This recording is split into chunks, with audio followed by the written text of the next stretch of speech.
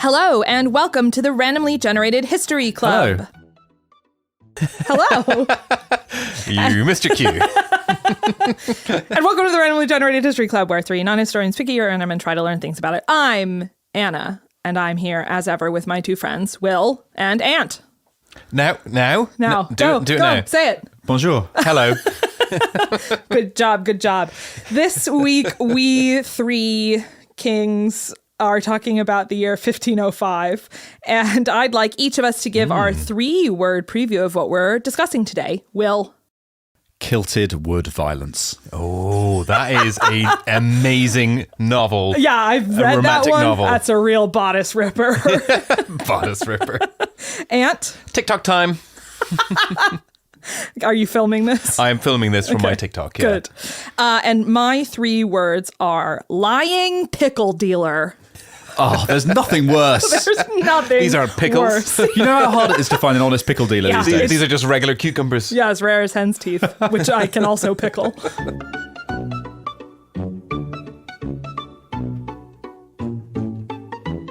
All right.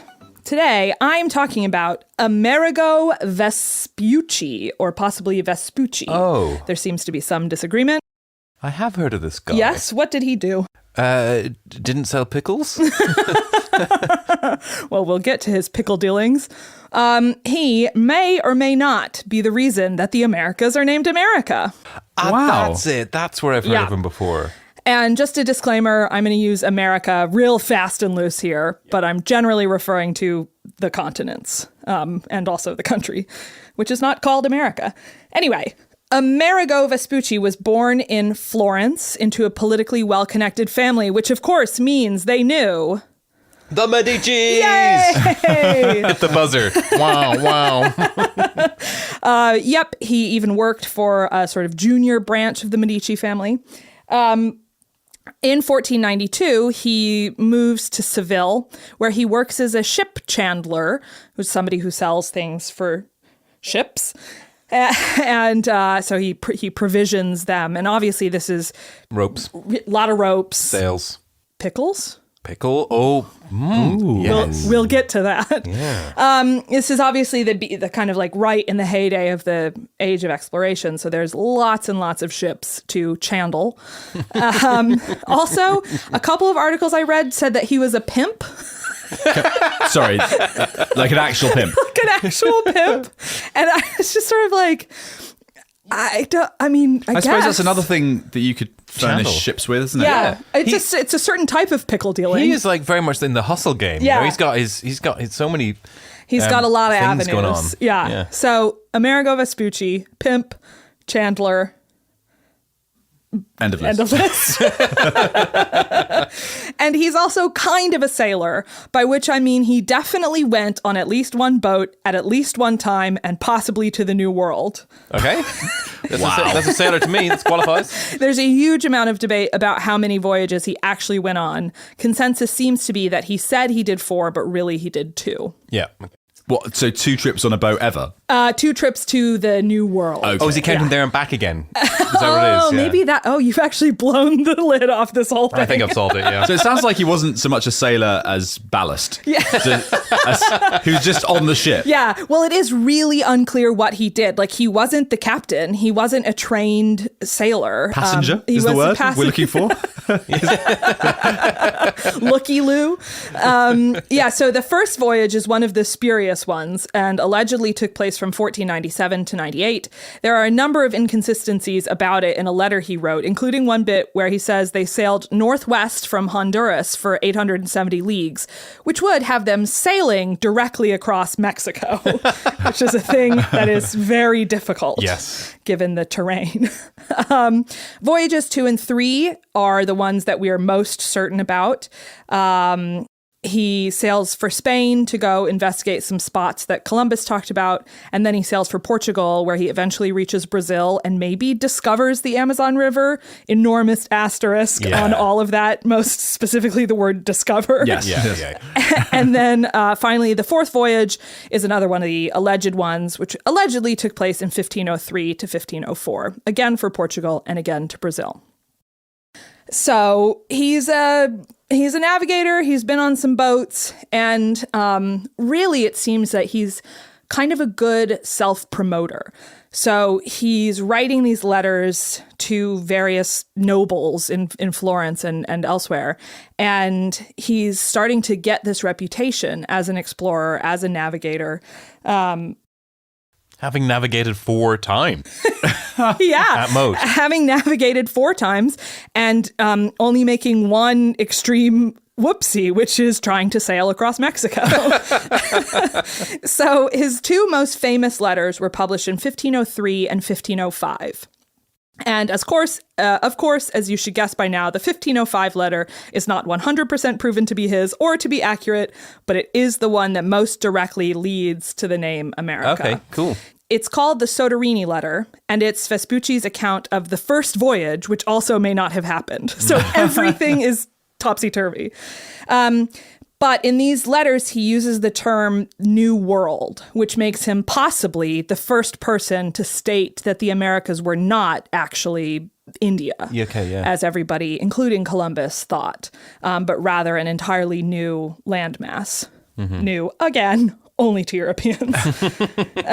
So the Soderini letter from 1505 eventually makes its way to a group of humanists in France, including 2 guys named Ringman and Waldseemüller, who publish a pamphlet called Introduction to Cosmography in 1507. Cosmography. Now, there's a field they don't teach too much these days. They really don't, yeah. That is good. That's a great word. What is cosmography? I'll field this one. Having studied it. Physical cosmography deals with erosion, Deposition. in the cosmos. Human cosmography deals with how humans interact at a societal level. I see. In the cosmos. A lot of Oxbow lakes up in the cosmos, isn't there? The Milky Way is actually just one giant One big Oxbow lake. alluvial plain. That's right.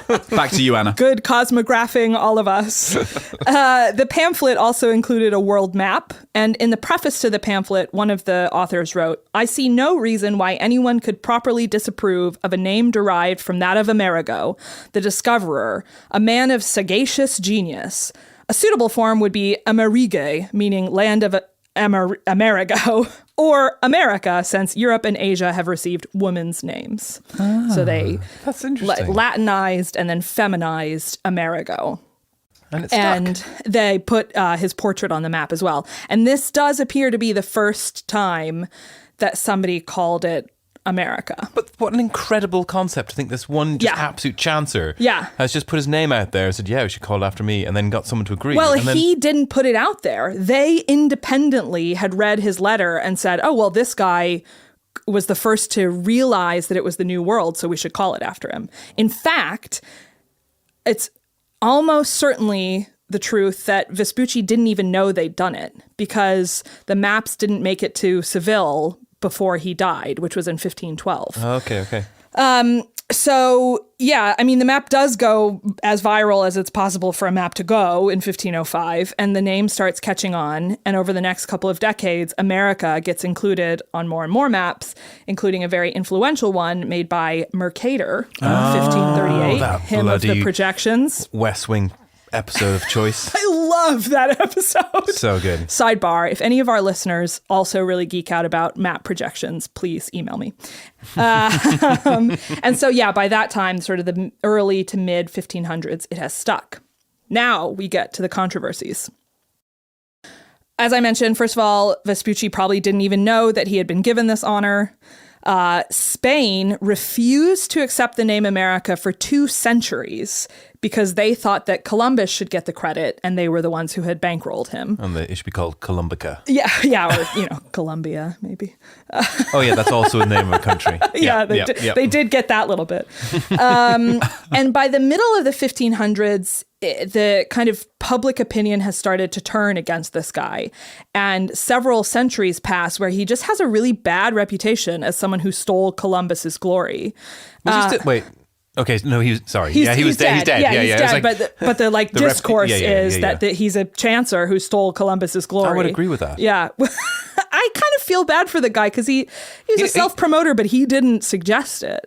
Fine line. Yeah, fine line there, I think. This comes to a head in 1856 when the American writer Ralph Waldo Emerson called Vespucci a thief and a pickle dealer. And when I read that, I thought maybe that was like an old-timey expression for a charlatan or something like, he's what a pickle dealer, see? So I Googled it, and all of the results are about Vespucci. Every single one of them. Wow. He was literally just calling him a pickle dealer because he had provisioned the ships, presumably with pickled Why is that an insult? things. Why is that a lowly thing? Is it I don't know. Like, that's your job? Yeah, I think he maybe didn't mean it as maybe just kind of demeaning. Like, as an honorary member of the Noble Guild of Picklers, I think there's nothing wrong with being called a pickle dealer. No, I know. You should take it up with Ralph Waldo Emerson. And also as an honorary member of the Noble Guild of Pimps. Snoop Dogg, the chairman, is not going to be happy with the... So you're both a bunch of pickle dealers. And I just briefly wanted to cover two additional theories for how America got the name, because there is still some debate. Yeah. There is a mountain range in Nicaragua called the Amarisque Mountains, which is an indigenous word. So it's possible that it turned into America from that. Yeah. And the other theory is that it's named for a guy named Richard Amerike, Amerike, or Richard ap Merrick, who was the sheriff of Bristol in the late 15th century. And the theory is that he was the owner of the ship that John Cabot used to sail to North America in 1497. And apparently there was a contemporary manuscript that talked about America, which would have been a decade before the Amerigo map. But that manuscript was lost in a fire in Bristol. And there's also not really any evidence supporting the idea that Richard Amerike owned the ship. So maybe not that one. And then finally, two more really interesting facts that I had no idea about. In 1977, the World Council of Indigenous Peoples proposed using the term Abya Yala instead, which in the Kuna language, which is native to Panama, this means land in its full maturity or land of vital blood. Oh. How do you say that again? Abya? Abya Yala. Abyayala. That's a very sort of nice I know. series I kind of like it. Yeah. Abya Yala. Abya Yala. But I think we can all agree America, the country, is not in its full maturity. And then finally, several northeastern Native American tribes refer to North America as Turtle Island. They do not. They do. Yeah, well, it's part of their cosmography. No, it's part of their big for an island, really. origin legend. There's like a turtle. It's like central to their origin. That's factually incorrect. These people's beliefs are factually incorrect. Well, okay. yes. Hate letters can be addressed to Will Bly. But isn't that the well, that's not a controversial thing to say. It is not.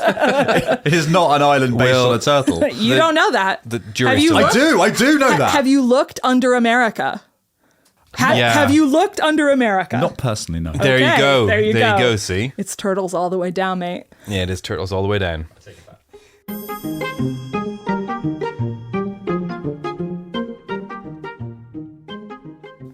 Okay, this week I am covering kilted wood violence, and I'm going to talk about the Battle of Achnashellach and the clans Mackay and Cameron. Ooh. And Mackay is spelt, by the way, Mackay, and I'm going to pronounce it Mackay because I think that's how it's pronounced. As opposed to Mackay. As opposed to Mackay, which it could be pronounced as. Hopefully I'm right, 50-50. And this was an era in Scotland in 1505 when the clans were... And the clans are effectively Scottish family-based tribes, and they dominated Scotland, and each had large chunks of Scotland that they were in control of, and they were vying for power continuously, and they were also vying for power with the central Scottish royal family, and then increasingly with the English, as the English tried to assert their power north of the border as well, and would come up and occasionally raiding and invading and dominating for a period of time and then receding again south. And they're also wrestling with a lot of internal demons. Is that right? We're all vying for power within ourselves. What a fascinating psychological observation. Yes. I think that's right. You're welcome. Yeah, tell us more. So all these daddy issue Scots are... No, I have achieved complete hegemony over myself. Oh, good. first, before we come to the battle that will take place in 1505, I'll talk a little bit about the two clans themselves, Mackay and Cameron, who ended up battling. So first, Clan Mackay. This was, and still is really, an ancient clan from the far north of the Scottish Highlands, but actually has its roots in the old Kingdom of Moray. And they were one of the clans who supported Robert the Bruce during the wars of Scottish independence in the 14th century. So that's a couple of hundred years going on before the time that we're talking about. And then the history of the clan is it's incredibly rich and deep. And this particular one with Mackay has been really well documented, and it's highly nuanced. And there's a really good granular history available, which I can't do justice to here. But some of the highlights are that the first chief of the clan was a guy called Mackay. Mackay. And he was born in about 1210, and just a great name, really. That's a highlight. It's just a great name. And then later on, the Mackays were amongst the clans, as I said, who supported Robert the Bruce, and they fought at Bannockburn. There was a whole gang of the Mackays there fighting alongside him in 1314, which is one of the most famous battles during that period. And later on in the 14th century, in 1370, another guy called Mackay. All right, they're a little... Mackay, new Mackay. We Mackay. We Mackay. So he and his son were murdered at Dingwall Castle Sorry for making fun of you. Yeah. By a guy called Nicholas Sutherland, who was the head of one of the junior branches of Clan Sutherland. And then following that murder, so that's 1370, there was then just a huge amount of bloodshed. Really, that kicked off a whole bunch of clan feuds that sort of echoed down the decades. So immediately afterwards, they did a retaliatory raid in 1372. They set the cathedral on fire in Dornoch, and they killed a whole bunch of Sutherland men and hanged them in the town square. And that then kicked off a whole bunch of feuding. Yeah, and that feuding went on for really the next 400 years. Oh my God. Bloody hell. Basically. They held a grudge, huh? So they were very much still feuding in 1505. Yeah. And then on Clan Cameron's side, the origins of Clan Cameron are a bit more uncertain than with Clan Mackay, and there are a few theories. So traditionally, it is believed that her first movie was The Mask, right? In 1995. What? Who is this? Who is this? Cameron Diaz. She's great. Real good in Charlie's Angels. Yes. Or known by her more formal name, Clan Cameron. Clan Cameron Diaz. So Cameron Diaz descended from the Danish prince who assisted with the restoration of Fergus II. This is the traditional belief for where they come from. And so there's some people who think they descend from this Danish prince, and that their progenitor was called Cameron because of his crooked nose from the Scottish Gaelic Camshro. And then another possible origin is that Donald Dubh, who was not Donald Duck, Donald Dubh, who was the first confirmed chief, was just descended from another family that was called Cameron from Fife. So that seems like a lot more likely. Do you know frankly. what Donald Dubh means? Crooked beak? No, what does Donald Dubh mean? Dubh means black. Oh. Does it? Yeah. In Irish Gaelic or in Gaelic? Any Gaelic. All Gaelic is the same. Good enough for me. Don't tell anyone that, but it's a secret we true. Don't worry, But we're not recording a podcast. We are experts.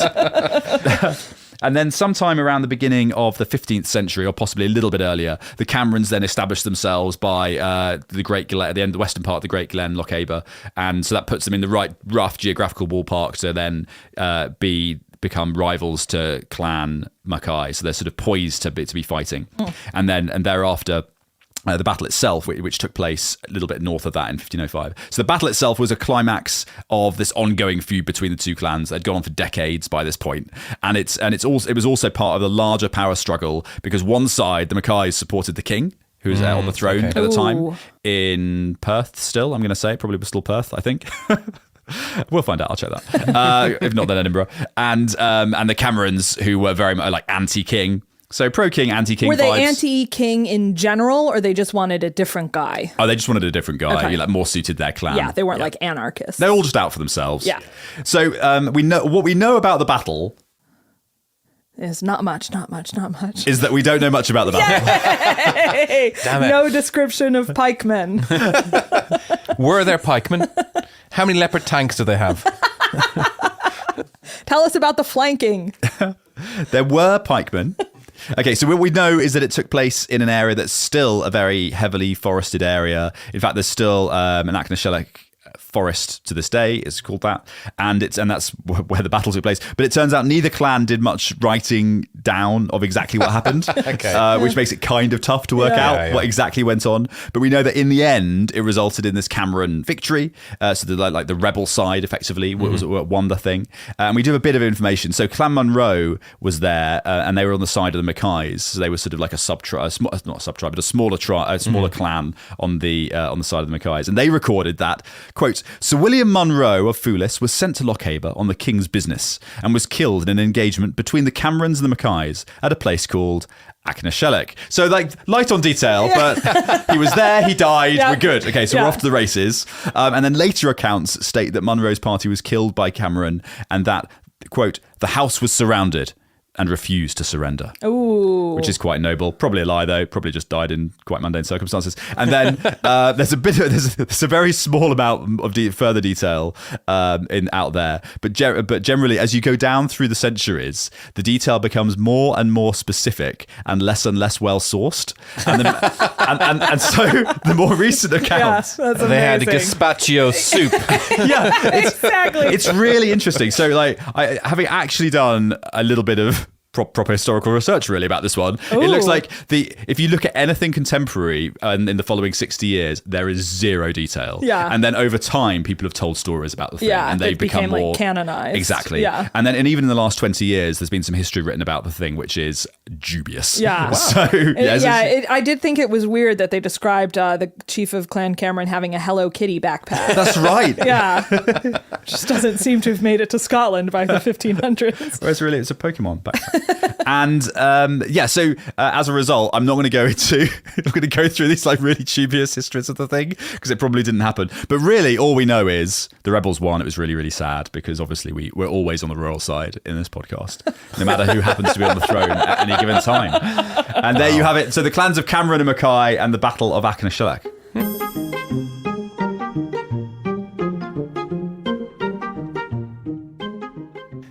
Okay, so for my section, TikTok time. It's about watches. Oh. Quick question. Where do you think on your watches wrist were? Yes. Where do you think watches were invented? China. Venice. Germany. Oh. We get to talk about Germany again. And it was invented in 1505. It's the first ever watch. Really? First ever watch. And it still exists. No. And it's in this room. When I say it is the first ever watch, we, of course, do not know that. And it may not be, but we think it is. And okay, we're pretty classic. sure. So, we'll say, and what do you think the watch is called? Fancy name? I think it's called the watch. Mm-hmm. Glockenspiel. It is called Watch 1505. Watch 1505. No. Or PHN 1505, or maybe Pomodoro Watch of 1505. Pomodoro? So, Pomodoro. And we're going to talk about Pomandor. We're going to talk about Pomandor in a bit. What does that mean? Interesting question. Oh, so not like Pomodoro. Not a Pomodoro, Pomandor. Yeah, isn't that like tomato in Italian? Yeah. Well, it kind of does have similar etymological roots as the tomato, and we'll talk about that in a second. So it wasn't a watch, somebody strapped a tomato to their wrist. It was a tomato. Exactly, it was a tomato. This tomato will go off in 3 weeks.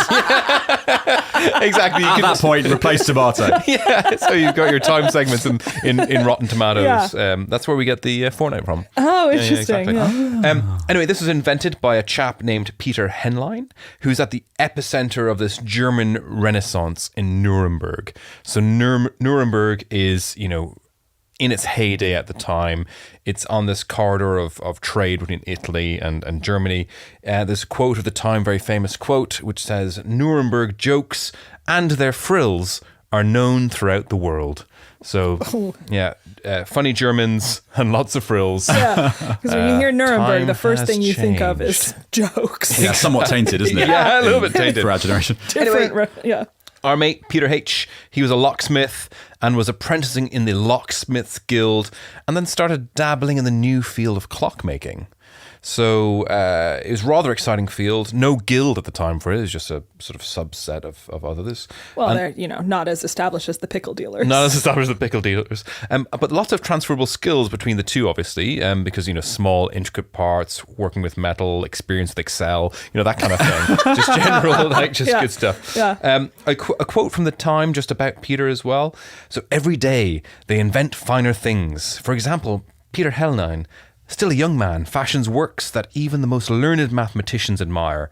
For from only a little iron, he makes clocks with many wheels, which, no matter how one might turn them, shows and chimes the hours for 40 hours without any weight, even when carried at the breast or in a handbag. Oh. So some very nice review for him there. That's a great, lovely. 5 stars. Yeah, if you want to review our podcast in a similar fashion, please do so. Note that we do also fit into your handbag. Yeah, and I also make very fine watches. So Nuremberg, absolute epicenter, as I said, and they really love clocks. Boy, howdy, do they like their clocks. Okay. And there was a sort of fad of miniaturization of all these clocks. So you got from, church towers, then came the grandfather clock, then came the table clock. Yeah. Then came, I guess, the digital alarm clock. The digital alarm clock, and then came, I guess, a smaller one. Yeah. Pocket. It's a little bit of like a Zeno's paradox thing. How small can it get? But there was apparently watch-like things at the time. Yeah. But I found a quote that says they were transitional in size between clocks and watches. So it's probably just like a grandfather clock and a chain around people's necks.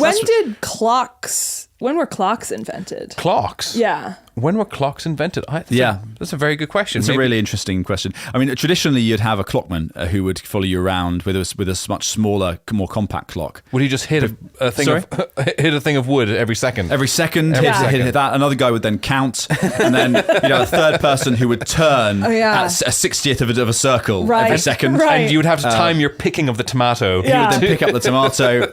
Exactly. The Great Clockman Procession. Exactly right. So wealthy men would have entire crowds of these men. Yeah.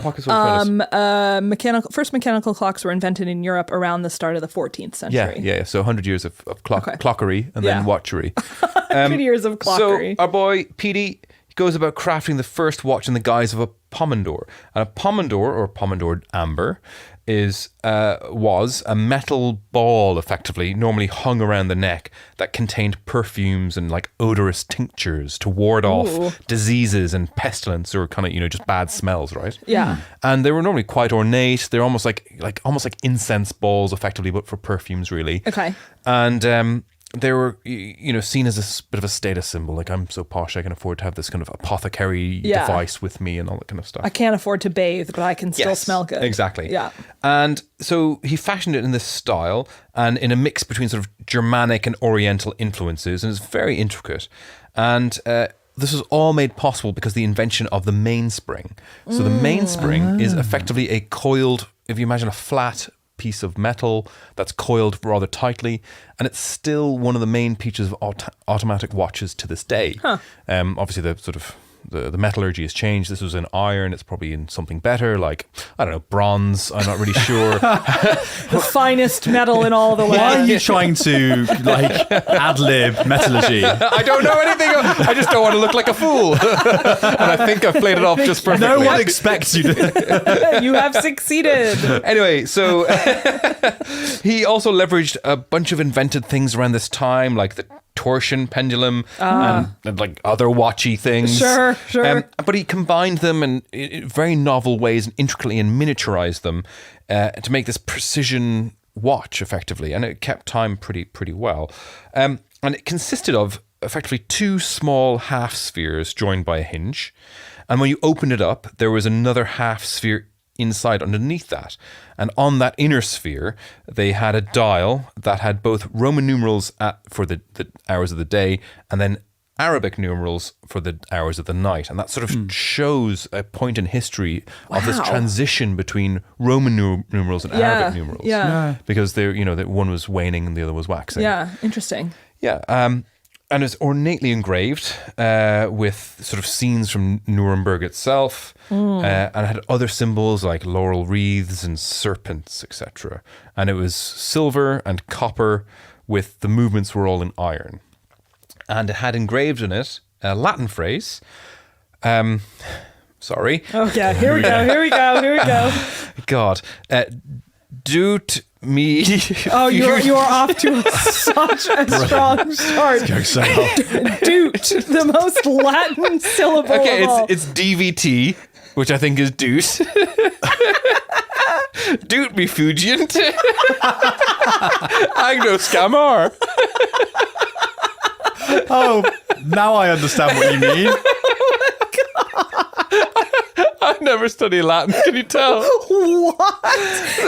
Doot me fugient. Doot me fugient, agno scammer. You sound like a Sims character. Well, what that means in the English, I can definitely pronounce. But that means time will escape me, but I will recognize it, or words to that effect, kind of thing. So, Duke me fugient. Stop saying it.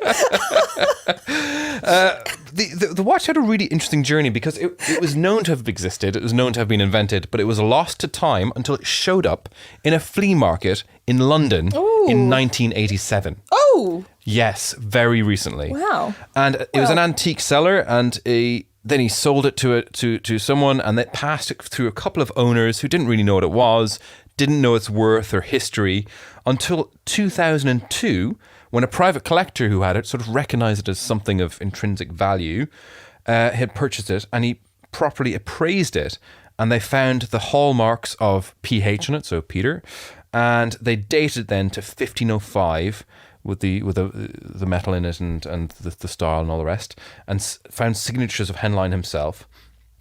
The watch was then estimated to be valued at between $50 and $80 million. Wow. Dang. So the next time you're at a flea market, Buy a watch. buy a watch, man. That's amazing. Yeah, so it is the first watch. Yeah. Peter Henline then went on in his time to make some other lots of other Pommodore watches, and he also made Nuremberg eggs, which is like just a bit of follow up. bit of avocado, paprika. No, it's a watch just shaped like an egg. Oh, It's an okay, egg okay, watch. okay. It's a novelty type thing. It's Edible? Not edible. Okay. I mean, it is probably actually. Anything's edible if you try hard I reckon enough. you could.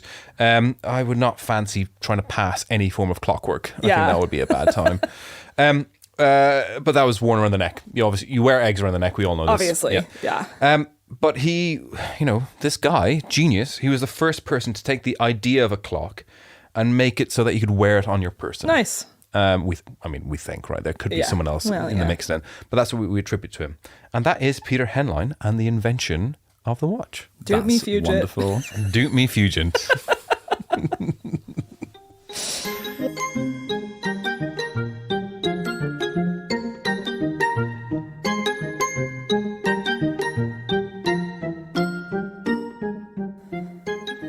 Well, as you've all noticed, the Doot Me has fugented and we are out of time. But thank you so much for joining us. That's everything you'd ever need to know about the year 1505. So, Will, please, can you boot up the random number generator and give us the next year? Absolutely. Just give me a moment to attach the ceremonial kilt to the random number generator. Put a little tam o'shanter on its head. Yeah. It doesn't have a head. Well, of course it doesn't have a head. It's ethereal. And next week's year is 61. and the rest of the number. No more numbers. Is it sandwiched between a 1 and No, another? there's no Okay. sandwich. It's just filling. Just- 6-1. No sandwich, just filling. Oh, That should God. be the tagline of this podcast. Doot me fugent. This is going to be a We've tough been one. fugented pretty hard there. We have. hard. Oh well, 61. I mean, look, we've got Romans to fall back on here. Can't wait to hear what the absolutely. Romans were up to. Here we go again. Amazing. All right, we'll see you then. Bye.